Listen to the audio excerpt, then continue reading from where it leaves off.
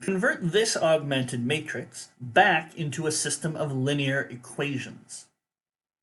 Okay, so we need to undo the process that we learned in the lesson. So we learned how to go from a system to an augmented matrix. Now we're going to undo it. How do we do that? Well, we sort of reverse the steps. First, let's copy down our matrix here. We'll leave a little bit of space so we can write variables and things like that in between.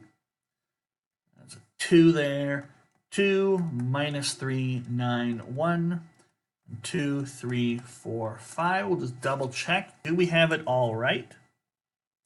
Looks good. All right, so now what do we do? Well, the first thing you can do is really just drop these brackets here. Remember that the line, the bar, turns back into equal signs. Everything on the right side of the bar is just a nice constant. Okay. Now the things on the left-hand side of the bar represent the coefficients of the variables in our equation.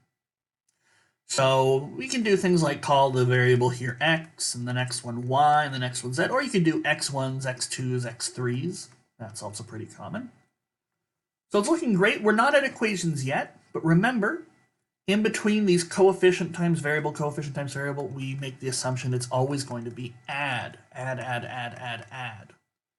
So there, now we've got a system of equations, and this technically would satisfy us for an answer, but we can do a little bit of cleanup. For example, nobody writes 1x, they just write x. Okay? Plus negative 3y? No, just write minus 3y. Plus negative 1z? Just write minus z.